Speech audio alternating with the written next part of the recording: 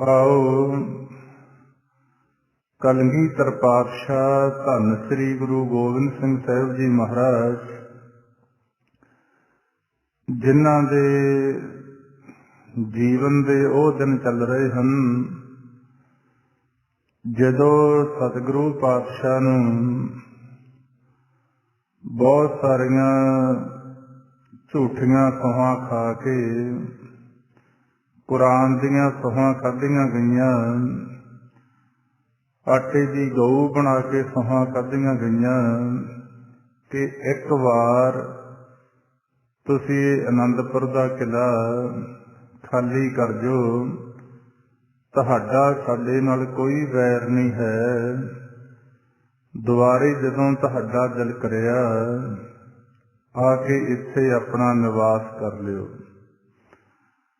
ਜਾਣੀ ਜਾਣ ਪਾਤਸ਼ਾਹ ਗੁਰੂ ਗੋਬਿੰਦ ਸਿੰਘ ਸਾਹਿਬ ਜੀ ਮਹਾਰਾਜ ਉਸ ਅਕਾਲ ਪੁਰਖ ਦੇ ਭਾਣੇ ਅੰਦਰ ਚੱਲਦੇ ਹੋਏ ਸਾਰੀ ਗੱਲ ਦਾ ਪਤਾ ਵੀ ਹੈ, ਕਿਉਂਕਿ ਘਟ ਘਟ ਕੇ ਅੰਤਰ ਕੀ ਜਾਣ, ਭਲੇ ਬੁਰੇ ਕੀ ਪੀਰ ਪਛਾਣ।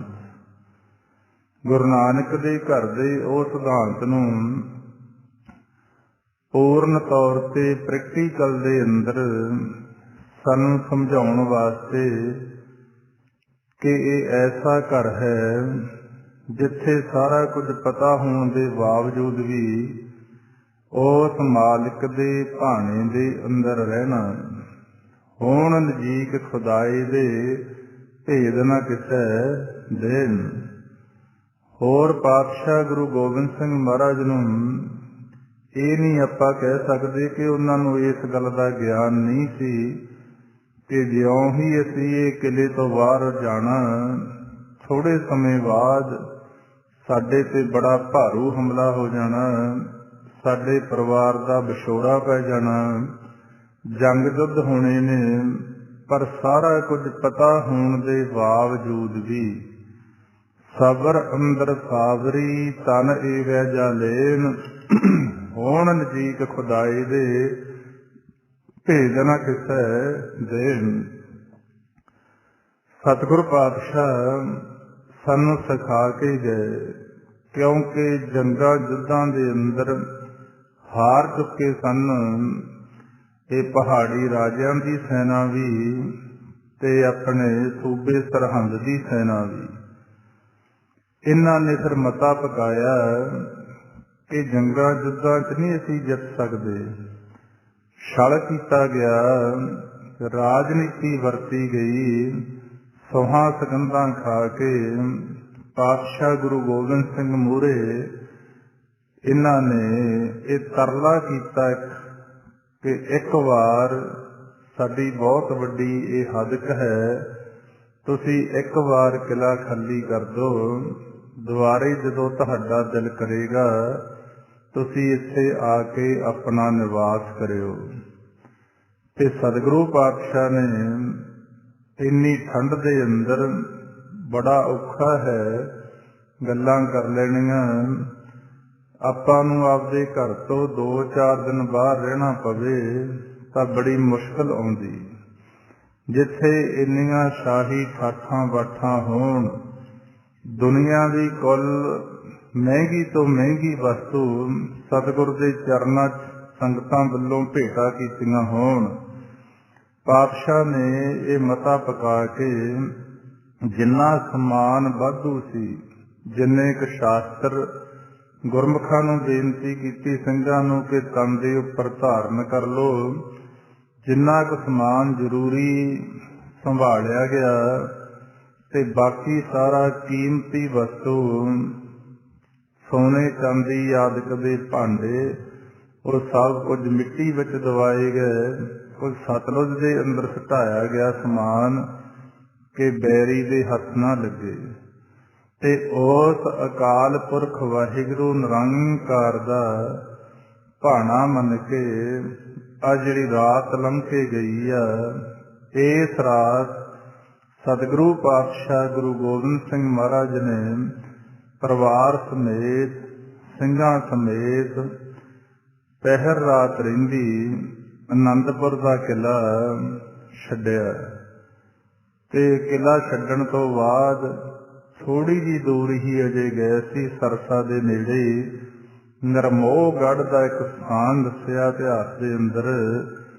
ਜਦੋਂ ਉਹਨਾਂ ਨੂੰ ਇਸ ਗੱਲ ਦਾ ਪਤਾ ਲੱਗਿਆ ਕਿ ਕਿਲੇ ਦੇ ਅੰਦਰੋਂ ਚੁੱਪ-ਚਾਪ ਹੋ ਗਈ ਤੇ ਦੁਸ਼ਮਣਾਂ ਨੇ ਇੱਕ ਆਪਦਾ ਸੈਨਾ ਦਾ ਆਦਮੀ ਭੇਜ ਕੇ ਪਤਾ ਕਰਿਆ ਕਿ ਪਾਤਸ਼ਾਹ ਕਿਲਾ ਛੱਡ ਕੇ ਸਿੰਘਾਂ ਸਮੇਤ ਚਲੇ ਗਏ ਨੇ, ਤੇ ਬਸ ਉਹਨਾਂ ਨੇ ਮੌਕੇ ਦੀ ਆੜ ਲੈ ਕੇ ਆਪਣੀਆਂ ਝੂਠੀਆਂ ਖਾਧੀਆਂ ਹੋਈਆਂ ਸੌਹਾਂ ਤੋੜ ਕੇ ਧਰਮ ਨੂੰ ਇੱਕ ਪਾਸੇ ਕਰਕੇ ਸਿਰਫ ਧਰਮ ਦਾ ਆਸਰਾ ਲਿਆ ਗਿਆ।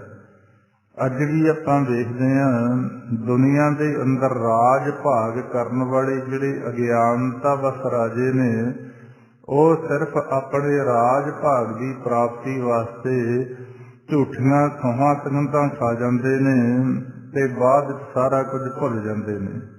ਇਹ ਸ਼ੁਰੂ ਤੋਂ ਹੁੰਦਾ ਆਇਆ। ਝੂਠੀਆਂ ਸੌਹਾਂ ਸੰਗਤਾਂ ਤੋੜ ਕੇ ਪਾਤਸ਼ਾਹ ਦੇ ਉੱਪਰ ਬਹੁਤ ਵੱਡੀ ਸੈਨਾ ਦੇ ਨਾਲ ਬਹੁਤ ਵੱਡਾ ਹਮਲਾ ਕੀਤਾ ਗਿਆ, ਜਿਸ ਨੂੰ ਰੋਕਣ ਦੇ ਲਈ ਸਾਹਿਬਜ਼ਾਦਾ ਬਾਬਾ ਅਜੀਤ ਸਿੰਘ ਜੀ, ਕਿਉਂਕਿ ਬੜੀ ਵਿਉਂਤਬੰਦੀ ਦੇ ਨਾਲ ਚੱਲੇ ਤੇ ਗੁਰੂ ਕੇ ਮਹਿਲਾ ਨੂੰ, ਮਾਤਾ ਗੁਜਰ ਕੌਰ ਨੂੰ, ਛੋਟੇ ਸਾਹਿਬਜ਼ਾਦਿਆਂ ਨੂੰ ਤੇ ਅੱਗੇ ਲਾਇਆ ਗਿਆ। ਆਪ ਪਾਤਸ਼ਾਹ ਪਿੱਛੇ ਉਹਨਾਂ ਦੀ ਰਖਵਾਲੀ ਵਾਸਤੇ ਕੁਝ ਸਿੰਘਾਂ ਦਾ ਜੱਥਾ ਅੱਗੇ ਚੱਲ ਰਿਹਾ ਸੀ, ਕੁਝ ਪਾਤਸ਼ਾਹ ਦੇ ਪਿੱਛੇ ਚੱਲ ਰਹੇ ਸੀ। ਹਮਲਾ ਹੋਣ ਤੋਂ ਬਾਅਦ ਉੱਥੇ ਸਾਹਿਬਜ਼ਾਦਾ ਅਜੀਤ ਸਿੰਘ ਨੇ ਆਪਣੇ ਜੱਥੇ ਸਮੇਤ ਉਹ ਭਾਰੂ ਹਮਲੇ ਦਾ ਬਹੁਤ ਸੂਰਮ ਗਤੀ ਦੇ ਨਾਲ ਮੁਕਾਬਲਾ ਕੀਤਾ ਤੇ ਅਨੇਕਾਂ ਦੁਸ਼ਮਣਾਂ ਨੂੰ ਮੌਤ ਦੇ ਘਾਟ ਉਤਾਰਿਆ। ਜਦੋਂ ਇਸ ਗੱਲ ਦਾ ਪਤਾ ਭਾਈ ਉਦੈ ਸਿੰਘ ਜੀ ਨੂੰ ਲੱਗਿਆ, ਉਹ ਉਦੈ ਸਿੰਘ ਜਿਹੜਾ ਬਚਿੱਤਰ ਸਿੰਘ ਦਾ ਵੱਡਾ ਭਰਾ ਸੀ, ਜਦੋਂ ਬਚਿੱਤਰ ਸਿੰਘ ਨੇ ਹਾਥੀ ਵਾਪਸ ਕਰਿਆ ਸੀ ਨਾਗਣੀ ਮੱਥੇ 'ਚ ਮਾਰ ਕੇ, ਤੇ ਉਦੈ ਸਿੰਘ ਨੇ, ਉਹਦੇ ਵੱਡੇ ਭਰਾ ਨੇ ਉਸ ਕੇਸਰੀ ਚੰਦ ਦਾ ਸਿਰ ਵੱਢ ਕੇ ਪਾਤਸ਼ਾਹ ਦੇ ਅੱਗੇ ਲਿਆ ਕੇ ਰੱਖਿਆ ਸੀ। ਉਦੈ ਸਿੰਘ ਨੇ ਸਾਹਿਬਜ਼ਾਦਾ ਅਜੀਤ ਸਿੰਘ ਜੀ ਨੂੰ ਉੱਥੋਂ ਦੁਸ਼ਮਣਾਂ ਦੇ ਘੇਰੇ ਤੋਂ ਕੱਢ ਕੇ ਆਪ ਉੱਥੇ ਅੱਗੇ ਹੋ ਕੇ ਲੜੇ ਤੇ ਸ਼ਹੀਦੀ ਦਿੱਤੀ ਗਈ। ਭਾਵੇਂ ਰਾਤ ਦੇ ਹਨੇਰੇ 'ਚ ਜਦੋਂ ਜਰਨਲ ਉਦੈ ਸਿੰਘ ਨੇ ਸ਼ਹੀਦ ਹੋਇਆ, ਉਹਨਾਂ ਨੂੰ ਭੁਲੇਖਾ ਵੀ ਲੱਗਿਆ ਕਿ ਸ਼ਾਇਦ ਅਸੀਂ ਗੁਰੂ ਗੋਬਿੰਦ ਸਿੰਘ ਮਹਾਰਾਜ ਦੇ ਉੱਪਰ ਫਤਿਹ ਪਾ ਲਈ। ਖੁਸ਼ੀ ਵੀ ਮਨਾਈ ਕਿਉਂਕਿ ਰਾਤਰੀ ਦਾ ਹਨੇਰਾ ਸੀ। ਜੰਗਾਂ ਯੁੱਧਾਂ ਦੇ ਅੰਦਰ ਆਪਾਂ ਵੇਖੋ ਉੱਥੇ ਪਤਾ ਕੁਝ ਨਹੀਂ ਲੱਗਦਾ ਜਦੋਂ ਰਾਤ ਨੂੰ ਜੰਗ ਯੁੱਧ ਹੁੰਦੇ ਕਿ ਕੌਣ ਕਿੱਧਰੋਂ ਆ ਰਿਹਾ, ਕੌਣ ਕਿੱਧਰੋਂ ਆ ਰਿਹਾ। ਬਸ ਇੱਕੋ ਹੀ ਗੱਲ ਹੁੰਦੀ ਆ, ਮਰੋ ਜਾਂ ਮਾਰੋ। ਤੇ ਬਾਅਦ 'ਚ ਉਹਨਾਂ ਨੂੰ ਪਤਾ ਲੱਗਿਆ ਕਿ ਇਹ ਤਾਂ ਜਰਨਲ ਉਦੈ ਸਿੰਘ ਦੀ ਲਾਸ਼ ਹੈ। ਤੇ ਇਸੇ ਤਰ੍ਹਾਂ ਭਾਈ ਜੈਤਾ ਜੀ ਰੰਘਰੇਟੇ ਗੁਰ ਕੇ ਬੇਟੇ, ਉਹਨਾਂ ਦਾ ਵੀ ਉੱਥੇ ਉਹਨਾਂ ਨੇ ਬਹੁਤ ਜ਼ੁਲਮਾਂ ਜ਼ਾਲਮਾਂ ਨੂੰ ਮੌਤ ਦੇ ਘਾਟ ਉਤਾਰ ਕੇ ਪਹਿਰ ਪਹਿਰ ਸਵਾ ਪਹਿਰ ਜੰਗ ਕਰਕੇ ਆਪਣੀਆਂ ਸ਼ਹੀਦੀਆਂ ਦਿੱਤੀਆਂ। ਤੇ ਸਤਿਗੁਰੂ ਪਾਤਸ਼ਾਹ ਦਾ ਸਰਸਾ ਦੇ ਕੰਢੇ ਤੇ ਆਏ, ਉੱਥੇ ਬਹੁਤ ਸਾਰਾ ਪਾਣੀ ਚੜਿਆ ਹੋਇਆ ਸੀ ਤੇ ਜਿੱਥੇ ਪਰਿਵਾਰ 3 ਹਿੱਸਿਆਂ ਦੇ ਅੰਦਰ ਵੰਡਿਆ ਗਿਆ। ਮਾਤਾ ਸਾਹਿਬਦੇਵ ਕੌਰ ਤੇ ਮਾਤਾ ਆਪਣੀ ਸੁੰਦਰ ਕੌਰ ਨੂੰ ਭਾਈ ਮਨੀ ਸਿੰਘ ਦੀ ਡਿਊਟੀ ਲਾਈ, ਉਹਨਾਂ ਨੂੰ ਦਿੱਲੀ ਵੱਲ ਨੂੰ ਭੇਜਿਆ। ਮਾਤਾ ਗੁਜਰ ਕੌਰ ਜੀ ਤੇ ਛੋਟੇ ਸਾਹਿਬਜ਼ਾਦੇ ਸਾਹਿਬਜ਼ਾਦਾ ਬਾਬਾ ਜ਼ੋਰਾਵਰ ਸਿੰਘ ਜੀ, ਫਤਿਹ ਸਿੰਘ ਜੀ, ਇਹਨਾਂ ਨੂੰ ਗੰਗੂ ਆਪਣੇ ਪਿੰਡ ਵੱਲ ਨੂੰ ਲੈ ਕੇ ਤੁਰਿਆ।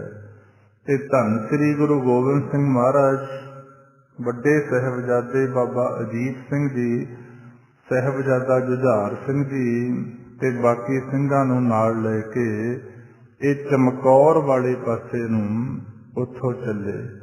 ਇਸ ਤਰ੍ਹਾਂ ਅੱਜ ਦੀ ਰਾਤ ਪਰਿਵਾਰ ਧੰਨ ਸ੍ਰੀ ਗੁਰੂ ਗੋਬਿੰਦ ਸਿੰਘ ਸਾਹਿਬ ਜੀ ਮਹਾਰਾਜ ਉਹਨਾਂ ਦਾ ਸਰਸਾ ਦੀ ਨਦੀ ਤੇ ਆ ਕੇ ਐਸਾ ਵਿਛੋੜਾ ਪਿਆ ਤੇ ਮੁੜ ਕੇ ਬਹੁਤ ਵੱਡੇ ਦੁਖਾਂਤ ਅੱਗੇ ਸ਼ੁਰੂ ਹੁੰਦੇ ਆ।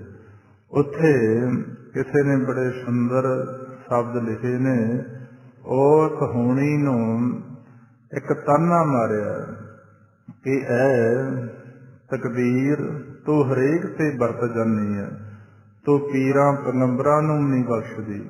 ਉਹਨਾਂ ਨੇ ਲਿਖਿਆ, ਕਹਿੰਦੇ ਸਤਿਗੁਰ ਭਾਣਾ ਮਿੱਠਾ ਮੰਨ ਕੇ ਪੁਰਖ ਅਕਾਲ ਦਾ, ਛੱਡ ਕੇ ਭਵਨ ਆਨੰਦਪੁਰ ਦੇ। ਹੋਣਹਾਰ ਪਰਬਲ ਨੂੰ ਨਾ ਕੋਈ ਦੇਖਿਆ ਢਾਲਦਾ, ਨਾਲ ਤੁਮ ਵਰਤੀ ਸਤਿਗੁਰ ਦੇ।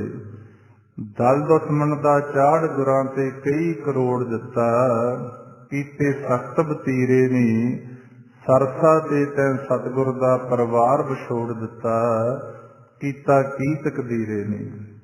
ਕਥਨ ਕਰੀ ਨਾ ਜਾਵੇ ਹਾਲਤ ਸਮੇਂ ਭਿਆਨਕ ਦੀ, ਝੱਖੜ ਜ਼ੁਲਮਾਂ ਦੇ ਝੁੱਲ ਗਏ, ਪ੍ਰੇਮ ਬਾਗ ਦਾ ਗੁਲਸ਼ਨ ਸੀ ਫੁਲਵਾੜੀ ਨਾਨਕ ਦੀ, ਵਿੱਚ ਪਹਾੜਾਂ ਦੇ ਰੁਲ ਗਏ। ਹਾਰ ਕੰਠ ਦਾ ਸਜਿਆ ਦਸਮ ਗੁਰੂ ਦਾ ਤੋੜ ਦਿੱਤਾ, ਰੋਲੇ ਮੋਤੀ ਹੀਰੇ ਨੀ, ਸਰਸਾ ਤੇ ਤੈ ਸਤਿਗੁਰ ਦਾ ਪਰਿਵਾਰ ਵਿਛੋੜ ਦਿੱਤਾ, ਕੀਤਾ ਕੀ ਤਕਦੀਰੇ ਨੀ। ਦਸਮ ਗੁਰੂ ਦੇ ਸਬਰ ਸਦਕ ਦਾ ਇਮਤਿਹਾਨ ਲਿਆ, ਤੂੰ ਕੀਤੇ ਦਰਦੀ ਝੇੜੇ ਨੀ, ਪਰ ਤੇਰਾ ਹੁਕਮ ਭਾਵੀਏ ਹੱਸ ਕੇ ਕਰ ਪ੍ਰਵਾਨ ਲਿਆ, ਅੱਡੋ ਅੱਡ ਨਖੇੜੇ ਨੀ। ਪੀਰ ਪੈਗੰਬਰਾਂ ਨੇ ਵੀ ਤੈਨੂੰ ਨਾਹੀਂ ਮੋੜ ਦਿੱਤਾ, ਐਸੀ ਗਹਿਰ ਗੰਭੀਰੇ ਨੀ, ਸਰਸਾ ਤੇ ਸਤਿਗੁਰ ਦਾ ਪਰਿਵਾਰ ਵਿਛੋੜ ਦਿੱਤਾ, ਕੀਤਾ ਕੀ ਤਕਦੀਰੇ ਨੀ। ਬੜਾ ਭਿਆਨਕ ਸਮਾਂ ਧੰਨ ਸ੍ਰੀ ਗੁਰੂ ਗੋਬਿੰਦ ਸਿੰਘ ਮਹਾਰਾਜ ਉਹਨਾਂ ਦੇ ਪਿਆਰੇ ਸਿੱਖਾਂ ਤੇ ਉਹਨਾਂ ਤੇ ਪਰਿਵਾਰ ਤੇ ਇਹ ਜਿਹੜੀ ਰਾਤ ਲੰਘ ਕੇ ਗਈ ਆ, ਇਹ ਬਹੁਤ ਕਠਿਨਾਈ ਭਰਿਆ ਸਮਾਂ ਸਤਿਗੁਰ ਤੇ ਵਰਤਿਆ। ਤੇ ਸਾਨੂੰ ਚਾਹੀਦਾ ਸਾਰਿਆਂ ਨੂੰ ਕਿ ਇਹਨਾਂ ਦਿਨਾਂ ਦੇ ਅੰਦਰ ਵੱਧ ਤੋਂ ਵੱਧ ਅਸੀਂ ਸਤਿਗੁਰੂ ਪਾਤਸ਼ਾਹ ਦੀ ਯਾਦ 'ਚ ਬੈਠ ਕੇ ਕਿਤੇ ਆਪਣੇ ਅੰਦਰ ਝਾਤੀ ਮਾਰ ਕੇ ਵੇਖੀਏ ਕਿ ਉਹਨਾਂ ਨੇ ਸਾਡੀਆਂ ਖੁਸ਼ੀਆਂ ਵਾਸਤੇ, ਸਾਡੇ ਪਰਿਵਾਰ ਵਸਦੇ ਰਸਦੇ ਰਹਿਣ ਵਾਸਤੇ, ਸਾਡੇ ਪੰਥ ਨੂੰ ਵਸਾਉਣ ਵਾਸਤੇ ਆਪਣਾ ਸਾਰਾ ਪਰਿਵਾਰ ਵਾਰ ਕੇ ਇਹ ਬਚਨ ਕਹੇ, ਪੰਥ ਵਸੇ ਮੈਂ ਉਜੜਾ ਮਨ ਚਾਓ ਕਨੇਰਾ। ਇਹ ਦਿਨ ਪਾਤਸ਼ਾਹ ਦੇ ਇਤਿਹਾਸ ਦੇ ਚੱਲ ਰਹੇ ਆ। ਆਓ ਆਪਾਂ ਨਾਲ ਦੀ ਨਾਲ ਥੋੜ੍ਹੀ ਬਹੁਤ ਇਤਿਹਾਸ ਦੀ ਵਿਚਾਰ ਕਰਦੇ ਚੱਲਾਂਗੇ ਜਿਵੇਂ ਜਿਵੇਂ ਸਮਾਂ ਹੈ, ਤੇ ਨਾਲ ਜੋ ਆਪਣੀ ਹੁਣ ਜਾਪ ਸਾਹਿਬ ਦੀ ਚੱਲ ਰਹੀ ਹੈ ਵਿਚਾਰ, ਕਿਉਂਕਿ ਕਲਗੀਧਰ ਪਾਤਸ਼ਾਹ ਉਸ ਅਕਾਲ ਪੁਰਖ ਵਾਹਿਗੁਰੂ ਗੁਰੂ ਨਾਨਕ ਦੇ ਘਰ ਦਾ ਸਿਧਾਂਤ ਇਹ ਆ ਕਿ ਸਾਨੂੰ ਆਪਣੇ ਮੂਲ ਨਾਲ ਜੁੜਨ ਦਾ ਤਰੀਕਾ, ਉਹਦੀ ਉਸਤਤ ਵਡਿਆਈ ਕਰਨ ਦਾ, ਉਹਦਾ ਸੇਵਾ ਸਿਮਰਨ ਕਰਨ ਦਾ, ਇਸੇ ਕਰਕੇ ਵਾਰ-ਵਾਰ ਹੁਕਮ ਕੀਤਾ ਜਾ ਰਿਹਾ ਕਿ ਜੇ ਤੁਸੀਂ ਉਸ ਅਵਿਨਾਸ਼ੀ ਪੁਰਖ ਦੇ ਨਾਲ ਜੁੜ ਜਾਓ, ਤੁਹਾਡੇ ਜੀਵਨ ਦੇ ਅੰਦਰ ਜੇ ਕਿਤੇ ਦੁੱਖ ਵੀ ਆਉਂਦਾ, ਤੁਹਾਨੂੰ ਮਾਲਕ ਕਿਰਪਾ ਕਰੇਗਾ, ਦੁੱਖ 'ਚ ਵੀ ਤੁਸੀਂ ਸੁੱਖ ਮਨਾ ਲਓਗੇ।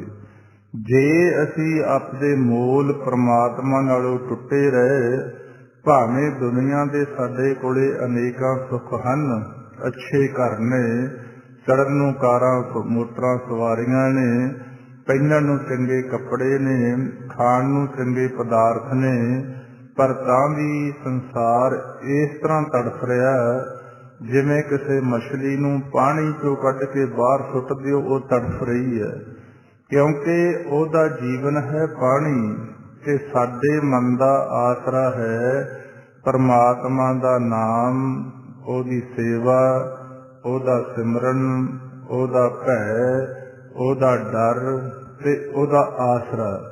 ਜੇ ਅਸੀਂ ਇਹ ਤੋਂ ਦੂਰ ਹਾਂ ਤਾਂ ਸੁੱਖਾਂ ਦੇ ਅੰਦਰ ਵੀ ਦੁੱਖ ਨੇ, ਜੇ ਅਸੀਂ ਉਹਦੇ ਨਾਲ ਜੁੜਦੇ ਹਾਂ ਤਾਂ ਐਸੇ ਇਤਿਹਾਸਾਂ ਤੋਂ ਸਾਨੂੰ ਪਤਾ ਲੱਗਦਾ ਕਿ ਕਿਵੇਂ ਗੁਰੂ ਗੋਬਿੰਦ ਸਿੰਘ ਪਾਤਸ਼ਾਹ ਦੇ ਨਾਲ ਰਹਿਣ ਵਾਲੇ ਗੁਰਮੁਖਾਂ ਨੇ ਆਪਣੇ ਜੀਵਨ ਦੇ ਬਲੀਦਾਨ ਦੇ ਕੇ ਵੀ ਉਸ ਅਕਾਲ ਪੁਰਖ ਵਾਹਿਗੁਰੂ ਦੀ ਖੁਸ਼ੀ ਵੀ ਪ੍ਰਾਪਤ ਕੀਤੀ ਤੇ ਸਾਡੇ ਵਾਸਤੇ ਇਤਿਹਾਸ ਵੀ ਰਚੇ। ਕਿਹੜੀ ਸ਼ਕਤੀ ਸੀ ਉਹਨਾਂ ਕੋਲੇ, ਜਿਹੜੇ ਆਪਣੇ ਪਰਿਵਾਰਾਂ ਨੂੰ ਛੱਡ ਕੇ ਪਾਤਸ਼ਾਹ ਦੇ ਨਾਲ ਰਹਿ ਕੇ ਉਸ ਮਾਲਕ ਦੇ ਲਈ ਆਪਣਾ ਤਨ ਮਨ ਧਨ ਸਭ ਕੁਝ ਵਾਰ ਕੇ ਦੁੱਖ ਭੋਗਦੇ ਹੋਏ ਵੀ ਚੜ੍ਹਦੀ ਕਲਾ ਦੇ ਅੰਦਰ ਰਹਿੰਦੇ। ਇਹ ਸਾਰੇ ਦਾ ਮੂਲ ਸਿਧਾਂਤ ਇੱਥੇ ਹੀ ਆਉਂਦਾ ਕਿ ਉਹਨਾਂ ਕੋਲੇ ਮਨ ਦੀ ਤਾਕਤ ਸੀ, ਪਰਮਾਤਮਾ ਦੀ ਬੰਦਗੀ ਸੀ, ਉਹਨਾਂ ਕੋਲੇ ਪਰਮਾਤਮਾ ਦਾ ਸੇਵਾ ਸਿਮਰਨ ਸੀ। ਅੱਜ ਸੰਸਾਰ ਦੇ ਅੰਦਰ ਇਹ ਚੀਜ਼ਾਂ ਤੋਂ ਜਿਉਂ-ਜਿਉਂ ਸੰਸਾਰ ਦੂਰ ਹੋ ਰਿਹਾ ਤਿਉਂ-ਤਿਉਂ ਸਾਡੀ ਖੁਆਰੀ ਦਾ ਕਾਰਨ ਬਣਦਾ ਜਾ ਰਿਹਾ। ਇਸ ਕਰਕੇ ਪਾਤਸ਼ਾਹ ਨੇ ਆਪਾਂ ਨੂੰ ਸਮਝਾਇਆ ਕਿ ਭਾਈ ਤੁਸੀਂ ਆਪਣੇ ਜੀਵਨ ਦੇ ਸਫ਼ਰ ਦੌਰਾਨ ਦੁਨੀਆ ਦੀ ਕਿਰਤ ਨਾਲ ਵੀ ਜੁੜੇ ਰਹੋ ਤੇ ਪ੍ਰਮਾਤਮਾ ਦੇ ਨਾਮ ਜਪਣ ਨਾਲ ਵੀ ਜੁੜੇ ਰਹੋ ਤੇ ਵੰਡ ਕੇ ਛਕਣ ਨਾਲ ਵੀ ਜੁੜੇ ਰਹੋ। ਆਓ 98 ਪੌੜੀਆਂ ਤੱਕ ਆਪਾਂ ਕੱਲ ਜਾਪ ਸਾਹਿਬ ਦੀ ਵਿਚਾਰ ਕਰੀ। ਸਤਿਗੁਰੂ ਨੇ ਕਿਰਪਾ ਕਰੀ। ਅੱਜ ਆਪਾਂ 99ਵੀਂ ਪੌੜੀ ਤੋਂ ਸ਼ੁਰੂ ਕਰਨ ਦਾ ਕਰਦੇ ਹਾਂ ਯਤਨ। ਚਾਕਰੀ ਛੰਦ, ਇਹ ਇੱਕ ਛੰਦ ਦੀ ਚਾਲ ਦਾ ਨਾਂ ਹੈ। ਅੱਗੇ ਹੁਣ ਪਾਤਸ਼ਾਹ ਗੁਰੂ ਗੋਬਿੰਦ ਸਿੰਘ ਮਹਾਰਾਜ ਉਸ ਅਕਾਲ ਪੁਰਖ ਵਾਹਿਗੁਰੂ ਦੀ ਸਿਫਤ ਕਰ ਰਹੇ ਆ, ਉਸਤਤ ਕਰ ਰਹੇ ਆ। ਨਾ ਸਤਰੈ ਨਾ ਮਿੱਤਰੈ ਨਾ ਭਰਮੰ ਨਾ ਪਿੱਤਰੈ।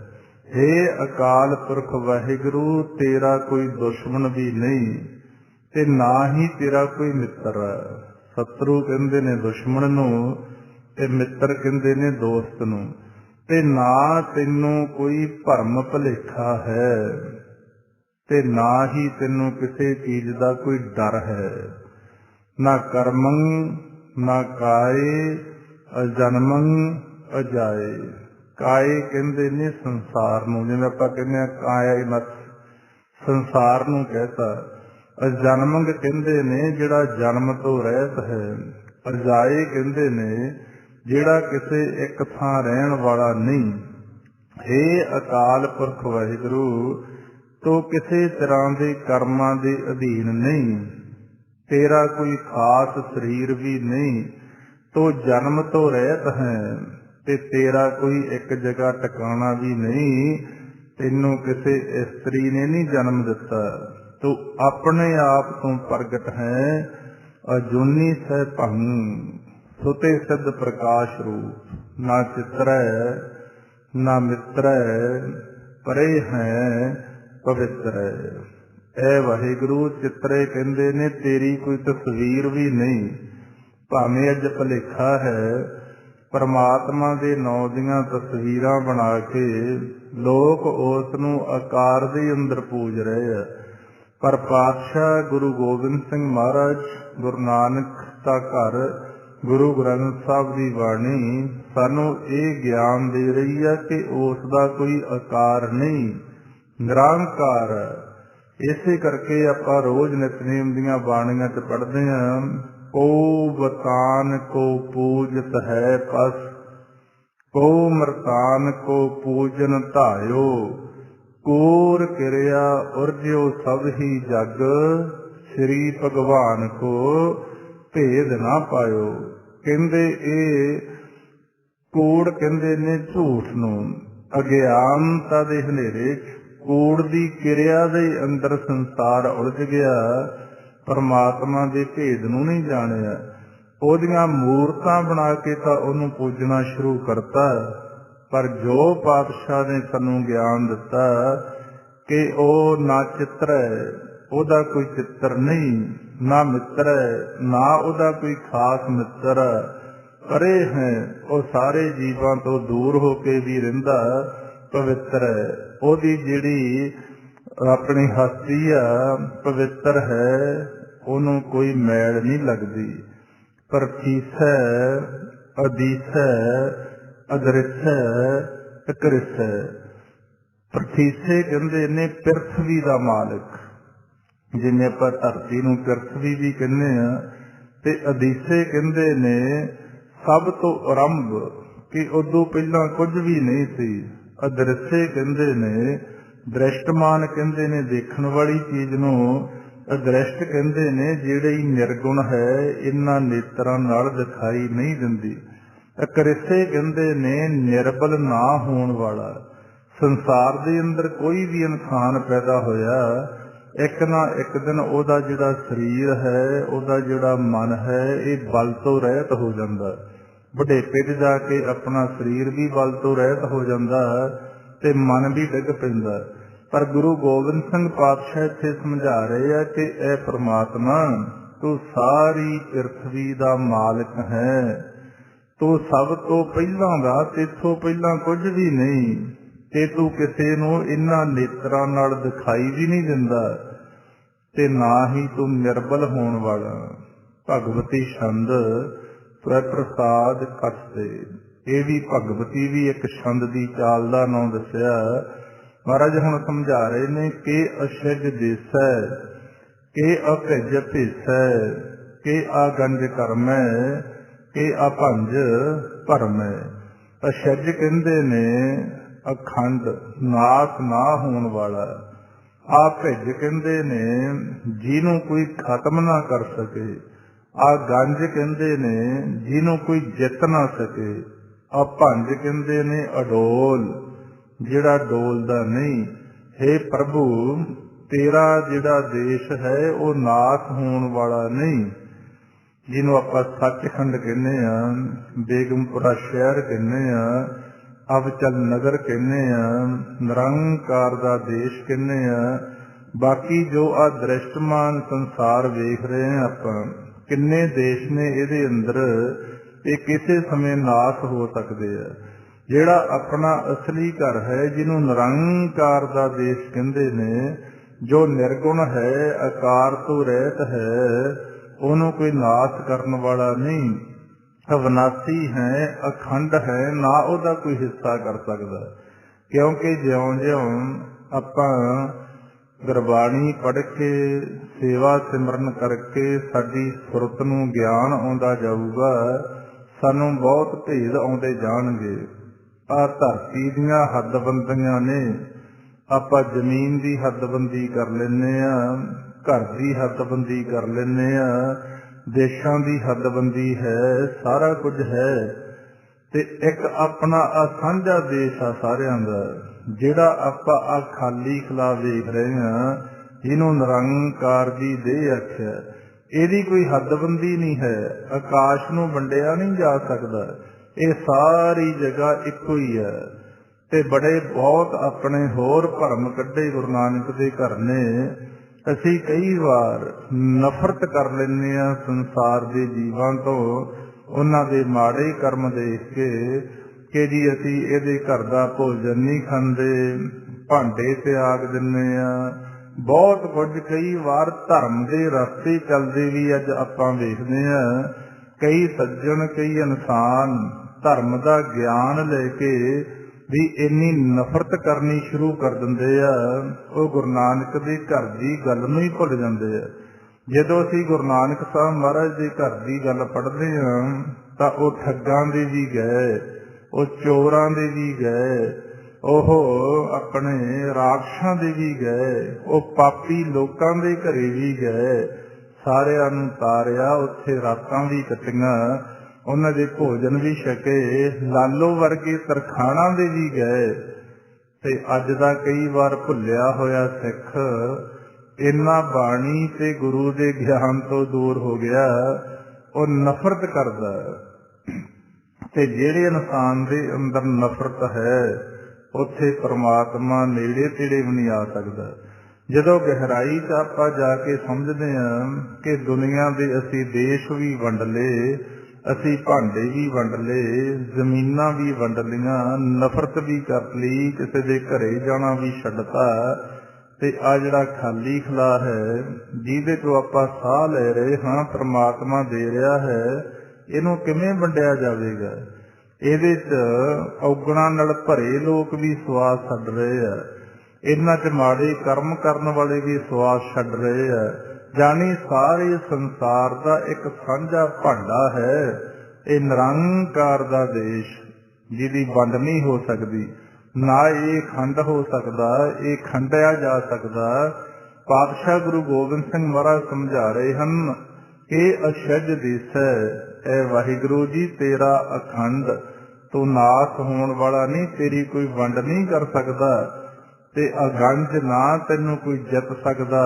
ਤੂੰ ਸਦਾ ਵਾਸਤੇ ਅਡੋਲ ਹੈ, ਨਾ ਕਿਸੇ ਵਿਸ਼ੇਸ਼ ਧਾਰਮਿਕ ਕਰਮ ਕਰਕੇ ਤੂੰ ਜਿੱਤਿਆ ਜਾ ਸਕਦਾ। ਕਿਉਂਕਿ ਪਾਤਸ਼ਾਹ ਨੇ ਬਾਣੀ 'ਚ ਆਪਾਂ ਨੂੰ ਸਮਝਾਇਆ, ਨਾ ਤੂੰ ਆਵੇਂ ਵਸ ਬਹੁਤ ਘਨਾਵਣੇ, ਨਾ ਤੂੰ ਆਵੇਂ ਵਸ ਵੇਦ ਪੜ੍ਹਾਵਣੇ, ਨਾ ਤੂੰ ਆਵੇਂ ਵਸ ਤੀਰਥ ਨਹਾਈਐ, ਨਾ ਤੂੰ ਆਵੇਂ ਵਸ ਧਰਤੀ ਢਾਈਐ, ਨਾ ਤੂੰ ਆਵੇਂ ਵਸ ਕਿਤੇ ਸਿਆਣਪੈ, ਨਾ ਤੂੰ ਆਵੇਂ ਵਸ ਬਹੁਤਾ ਦਾਨ ਦੇ।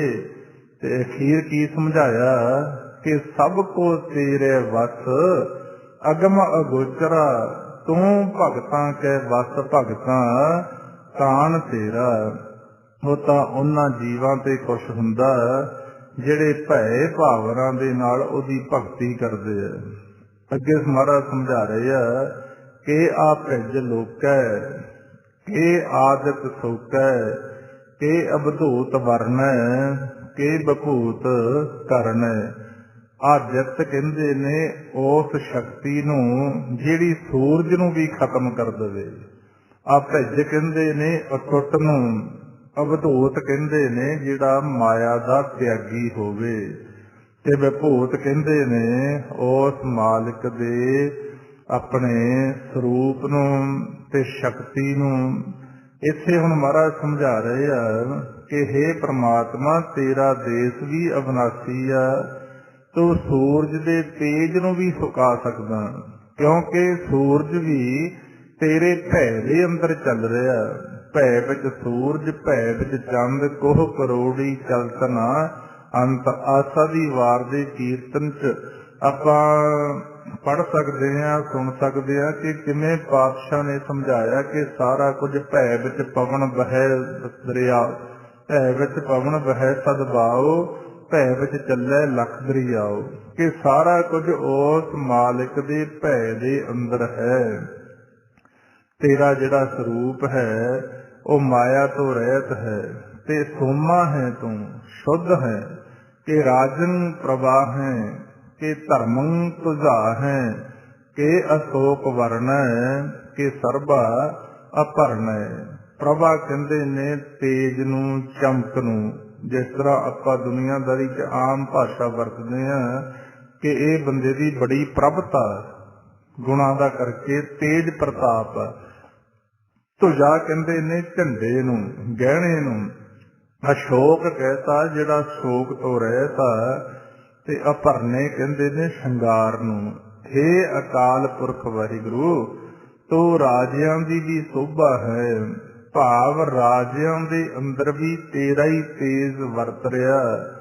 ਰਾਜ ਭਾਗ ਸੌਖਾ ਨਹੀਂ ਮਿਲਦਾ, ਬਹੁਤ ਸਾਰੀ ਬੰਦਗੀ ਕਰਕੇ, ਤਪ ਕਰਕੇ ਜੀਵ ਨੂੰ ਰਾਜ ਮਿਲਦਾ। ਜੇ ਰਾਜ ਮਿਲਣ ਨਾਲ ਅਭਿਮਾਨੀ ਹੋ ਜੇ ਤਾਂ ਫਿਰ ਉਹਦਾ ਰਾਜ ਭਾਗ ਜਾਂਦਾ ਰਹਿੰਦਾ। ਤਪ ਕਰਕੇ ਰਾਜ ਮਿਲੇ, ਤਪੋਂ ਰਾਜ। ਜਿਵੇਂ ਆਮ ਵਿਦਵਾਨਾਂ ਦੀ ਇੱਕ ਕਹਾਵਤ ਆ ਕਿ ਤਪੋਂ ਰਾਜ, ਰਾਜੋਂ ਨਰਕ। ਜੇ ਤਾਂ ਰਾਜ ਭਾਗ ਦੀ ਪ੍ਰਾਪਤੀ ਹੋਣ ਤੋਂ ਬਾਅਦ ਉਸ ਪ੍ਰਮਾਤਮਾ ਦੇ ਭੈ 'ਚ ਇਨਸਾਨ ਰਹਿੰਦਾ। ਜਿਸ ਤਰ੍ਹਾਂ ਆਪਾਂ ਸ਼ੇਰੇ ਪੰਜਾਬ ਮਹਾਰਾਜਾ ਰਣਜੀਤ ਸਿੰਘ ਦੇ ਰਾਜ ਦੀਆਂ ਸਿਫਤਾਂ ਕਰਦੇ ਹਾਂ, ਉਹ ਰਾਜ ਭਾਗ ਹੋਣ ਦੇ ਬਾਵਜੂਦ ਵੀ ਉਹ ਪਰਮਾਤਮਾ ਦੇ ਭੈ ਦੇ ਅੰਦਰ ਰਹਿੰਦਾ। ਇਹ ਪ੍ਰਤੱਖ ਮਿਸਾਲ ਆ ਉਹਦੀ ਕਿ ਉਹਨੂੰ ਇੱਕ ਵਾਰ ਅਕਾਲ ਤਖ਼ਤ ਤੇ ਕੋੜੇ ਮਾਰਨ ਦੀ ਸਜ਼ਾ ਵੀ ਦੇ ਦਿੱਤੀ ਸੀ, ਤੇ ਉਹਨੇ ਹੱਸ ਕੇ ਪ੍ਰਵਾਨ ਕਰ ਲਈ ਸੀ। ਪਰਮਾਤਮਾ ਦੇ ਭੈ 'ਚ ਰਿਹਾ ਤੇ ਦੁਨੀਆ ਰਹਿੰਦੀ ਤੱਕ ਉਹਦੇ ਰਾਜ ਭਾਗ ਦੀਆਂ ਲੋਕ ਸਿਫਤਾਂ ਕਰਦੇ ਰਹਿਣਗੇ। ਤੇ ਜਿਹੜਾ ਅਹੰਕਾਰੀ ਹੋ ਜਾਂਦਾ ਤੇ ਉਹਦਾ ਫਿਰ ਨਰਕ ਵਾਲੇ ਪਾਸੇ ਨੂੰ ਵਾਸਾ ਹੋ ਜਾਂਦਾ। ਇਸੇ ਕਰਕੇ ਪਾਤਸ਼ਾਹ ਨੇ ਬਾਣੀ ਸਮਝਾਇਆ, ਗੁਰ ਪ੍ਰਸਾਦ ਜਾਣੇ ਮਹਿਮਾਨ, ਤਾਂ ਕੁਛ ਦਰਗਹਿ ਪਾਵੈ ਮਾਣ। ਜਿਹੜਾ ਤਾਂ ਮਹਿਮਾਨ ਸਮਝ ਕੇ ਇਹਨਾਂ ਚੀਜ਼ਾਂ ਦੀ ਵਰਤੋਂ ਕਰਦਾ ਉਹ ਮਾਲਿਕ ਦੇ ਦਰਬਾਰ ਤੇ ਪ੍ਰਵਾਨ ਹੋ ਜਾਂਦਾ। ਜੇ ਕੋਈ ਕਰਦਾ ਅਭਿਮਾਨ ਤੇ ਮਹਾਰਾਜ ਕਹਿੰਦੇ ਉਹਦਾ ਫਿਰ ਅੰਤ ਮਾੜਾ ਹੁੰਦਾ। ਧਨ ਭੂਮਿਕਾ ਜੋ ਕਰੇ ਗੁਮਾਨ, ਸੋ ਮੂਰਖ ਅੰਧਾ ਅਗਿਆਨ। ਸੁਖਮਨੀ ਸਾਹਿਬ ਦੀ ਬਾਣੀ 'ਚ ਬੜਾ ਖੋਲ ਕੇ ਸਾਨੂੰ ਸਮਝਾਇਆ ਗਿਆ। ਜੋ ਜਾਣੈ ਮੈਂ ਜੋਗਨ ਬੰਤ, ਸੋ ਹੋਵਤ ਬਿਸ਼ਟਾ ਕਾ ਜੰਤ। ਪਾਤਸ਼ਾਹ ਨੇ ਸਾਨੂੰ ਬੜਾ ਸਖਤ ਸ਼ਬਦਾਂ ਦੇ ਅੰਦਰ ਸਮਝਾਉਣ ਦਾ ਯਤਨ ਕੀਤਾ ਤੇ ਇੱਥੇ ਹੁਣ ਪਾਤਸ਼ਾਹ ਸਮਝਾ ਰਹੇ ਆ ਕਿ ਹੇ ਅਕਾਲ ਪੁਰਖ ਵਾਹਿਗੁਰੂ, ਤੂੰ ਰਾਜਿਆਂ ਦੀ ਸੋਭਾ ਹੈ। ਭਾਵ ਰਾਜਿਆਂ ਵਿੱਚ ਵੀ ਤੇਰਾ ਤੇਜ ਵਰਤ ਰਿਹਾ। ਤੂੰ ਧਰਮ ਦਾ ਝੰਡਾ ਹੈ, ਤੂੰ ਧਰਮ ਨੂੰ ਸੋਭਾ ਦੇਣ ਵਾਲਾ ਹੈ। ਤੇਰਾ ਜਿਹੜਾ ਸਰੂਪ ਹੈ ਸ਼ੋਕ ਤੋਂ ਰਹਿਤ, ਤੂੰ ਸਾਰੇ ਜੀਵਾਂ ਦਾ ਸ਼ਿੰਗਾਰ ਹੈ। ਸ਼ਿੰਗਾਰ ਹੀ ਹੈ ਨਾ, ਜਿੰਨਾ ਚਿਰ ਉਹਦੀ ਜੋਤ ਇਹ ਸਰੀਰ ਦੇ ਅੰਦਰ ਰਹਿੰਦੀ ਹੈ, ਸਾਡੇ ਸਰੀਰ ਦੀ ਕਿੱਡੀ ਕੀਮਤ ਹੈ। ਜਦੋਂ ਚਲੀ ਜਾਂਦੀ ਹੈ ਇਸੇ ਸਰੀਰ ਤੋਂ ਡਰ ਲੱਗਣਾ ਸ਼ੁਰੂ ਹੋ ਜਾਂਦਾ ਹੈ। ਇਸੇ ਸਰੀਰ ਨੂੰ ਨਸ਼ਟ ਕਰ ਦਿੱਤਾ ਜਾਂਦਾ ਕਿ ਜਗਤੰ ਕ੍ਰਿਤੀ ਹੈ, ਕਿ ਸ਼ਤਰੰਗ ਛਤਰੀ ਹੈ, ਕਿ ਬ੍ਰਹਮੰ ਸਰੂਪ ਹੈ, ਕਿ ਅਨਭਉ ਅਨੂਪ ਹੈ। ਕ੍ਰਿਤੀ ਕਹਿੰਦੇ ਨੇ ਸਿਰਜਣਹਾਰ ਨੂੰ, ਛਤਰੀ ਕਹਿੰਦੇ ਨੇ ਮਹਾਨ ਸੂਰਮੇ ਨੂੰ, ਬ੍ਰਹਮੰ ਕਹਿੰਦੇ ਨੇ ਸੁੰਦਰਤਾ ਦੇ ਮੂਲ ਨੂੰ, ਅਨਭਉ ਕਹਿੰਦੇ ਨੇ ਸਵੈ ਗਿਆਨ ਨੂੰ। ਆਪਾਂ ਕਹਿੰਦੇ ਆ ਵੀ ਅਨੁਭਵ ਹੋ ਗਿਆ। ਇੱਕ ਦੁਨੀਆ ਦਾ ਗਿਆਨ ਹੈ ਕਿਤੋਂ ਪੜ੍ਹ ਕੇ ਜਾਂ ਸੁਣ ਕੇ ਪ੍ਰਾਪਤ ਕੀਤਾ ਜਾਂਦਾ। ਇੱਕ ਗਿਆਨ ਉਹ ਹੈ ਜਿਹੜਾ ਅੰਦਰੋਂ ਮਾਲਕ ਬਖਸ਼ਿਸ਼ ਕਰਦਾ। ਜਦੋਂ ਆਪਾਂ ਪਰਮਾਤਮਾ ਦਾ ਸਿਮਰਨ ਕਰਦੇ ਹਾਂ, ਪ੍ਰਭ ਕੇ ਸਿਮਰਨ ਗਿਆਨ ਧਿਆਨ ਤਤ ਬੁੱਧ ਤੇ ਆਪਣੇ ਆਪ ਅੰਦਰੋਂ ਅਨੁਭਵ ਜੀਵ ਦਾ ਖੁੱਲਦਾ, ਉਹਨੂੰ ਕਹਿੰਦੇ ਨੇ ਅਨੁਭਵ ਸਵੈ ਗਿਆਨ। ਕਿਸੇ ਤੋਂ ਪ੍ਰਾਪਤ ਕੀਤਾ ਨਹੀਂ, ਉਸ ਮਾਲਕ ਦੀ ਬਖਸ਼ਿਸ਼। ਅਨੂਪੇ ਕਹਿੰਦੇ ਨੇ ਉਪਮਾ ਤੋਂ ਰਹਿਤ, ਜਿਹਦੀ ਕਿਸੇ ਚੀਜ਼ ਨਾਲ ਉਪਮਾ ਨਹੀਂ ਕੀਤੀ ਜਾ ਸਕਦੀ। ਹੇ ਵਾਹਿਗੁਰੂ ਜੀ, ਤੂੰ ਸਾਰੀ ਸ੍ਰਿਸ਼ਟੀ ਦਾ ਸਿਰਜਣਹਾਰ ਹੈ। ਤੂੰ ਸੂਰਮਿਆਂ ਦਾ ਸੂਰਮਾ ਮਹਾਨ ਯੋਧਾ ਹੈ। ਤੇਰੀ ਜਿਹੜੀ ਹਸਤੀ ਹੈ ਸਾਰੀ ਸੁੰਦਰਤਾ ਦਾ ਮੂਲ ਹੈ। ਭਾਵ ਜਿੰਨੀ ਆ ਸੰਸਾਰ ਦੀ ਸੁੰਦਰਤਾ, ਇਹਦਾ ਮੂਲ ਤੂੰ ਆਪ ਹੈ। ਤੂੰ ਐਸੇ ਗਿਆਨ ਵਾਲਾ ਹੈ ਜੋ ਆਪਣੇ ਆਪ ਤੋਂ ਉਪਜਿਆ ਤੇ ਬੇਮਿਸਾਲ ਹੈ, ਕਿ ਆਦ ਅਦੇਵ ਹੈ, ਕਿ ਆਪ ਅਭੇਵ ਹੈ, ਕਿ ਚਿਤਰੰ ਵਿਹੀਨੈ, ਕਿ ਏਕੈ ਅਧੀਨੈ। ਆਦ ਆਪਾਂ ਨੂੰ ਪਤਾ ਕਹਿੰਦੇ ਆ ਸਾਰਿਆਂ ਤੋਂ ਮੁੱਢ ਤੋਂ। ਅਦੇਵ ਕਹਿੰਦੇ ਨੇ ਜਿਹਦੇ ਵਰਗਾ ਕੋਈ ਹੋਰ ਦੇਵਤਾ ਨਹੀਂ। ਅਭੇਵ ਕਹਿੰਦੇ ਨੇ ਜਿਹਦਾ ਭੇਦ ਨਹੀਂ ਪਾਇਆ ਜਾਂਦਾ। ਚਿਤਰੰ ਕਹਿੰਦੇ ਨੇ ਤਸਵੀਰ ਨੂੰ। ਇੱਕ ਅਧੀਨ ਹੈ ਜਿਹੜਾ ਆਪਣੇ ਆਪ ਦੇ ਅਧੀਨ। ਪਾਤਸ਼ਾਹ ਸਮਝਾ ਰਿਹਾ, ਹੇ ਪ੍ਰਭੂ, ਤੂੰ ਆਦ ਸ਼ੁਰੂ ਤੋਂ ਹੈ। ਤੇਰੇ ਤੋਂ ਵੱਧ ਕੋਈ ਹੋਰ ਦੇਵਤਾ ਪੂਜਣ ਯੋਗ ਨਹੀਂ। ਤੂੰ ਆਪਣੇ ਵਰਗਾ ਆਪ ਹੀ ਹੈ। ਤੇਰਾ ਭੇਦ ਨਹੀਂ ਕੋਈ ਜਾਣ ਸਕਦਾ। ਤੇਰੀ ਕੋਈ ਤਸਵੀਰ ਨਹੀਂ ਬਣ ਸਕਦੀ। ਤੂੰ ਆਪਣੇ ਆਪ ਅਧੀਨ ਹੈ, ਕਿਸੇ ਦਾ ਗੁਲਾਮ ਨਹੀਂ। ਕਿ ਰੋਜੀ ਰਜਾਕੈ ਰਹੀਮੈ ਰਹਾਕੈ, ਕਿ ਪਾਕ ਬੇਐਬ ਹੈ, ਕਿ ਗੈਬਲ ਗੈਬ ਹੈ। ਰੋਜੀ ਰਜਾਕੇ ਕਹਿੰਦੇ ਆ ਰਿਜ਼ਕ ਦੇਣ ਵਾਲੇ ਨੂੰ। ਰਹੀਮੇ ਕਹਿੰਦੇ ਨੇ ਰਹਿਮ ਕਰਨ ਵਾਲੇ ਨੂੰ। ਰਿਹਾਕੇ ਕਹਿੰਦੇ ਨੇ ਰਿਹਾਈ ਕਰਾਉਣ ਵਾਲੇ ਨੂੰ। ਪਾਕ ਪਵਿੱਤਰ ਨੂੰ ਕਹਿੰਦੇ ਨੇ ਤੇ ਬੇਐਬ ਕਹਿੰਦੇ ਨੇ ਕਲੰਕ ਤੋਂ ਰਹਿਤ। ਗੈਬਲ ਗੈਬ ਮੁਕੰਮਲ ਤੌਰ ਤੇ ਗੁਪਤ। ਹੁਣ ਮਹਾਰਾਜ ਸਮਝਾ ਰਹੇ ਆ ਕਿ ਹੇ ਪ੍ਰਮਾਤਮਾ, ਤੂੰ ਸਾਰੇ ਸੰਸਾਰ ਦੇ ਜੀਵਾਂ ਨੂੰ ਰੋਜੀ ਰਿਜ਼ਕ ਦੇਣ ਵਾਲਾ ਹੈ।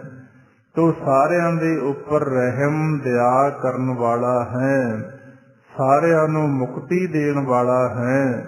ਤੇਰਾ ਸਰੂਪ ਮਹਾਨ ਪਵਿੱਤਰ ਤੇ ਕਲੰਕ ਤੋਂ ਰਹਿਤ ਹੈ।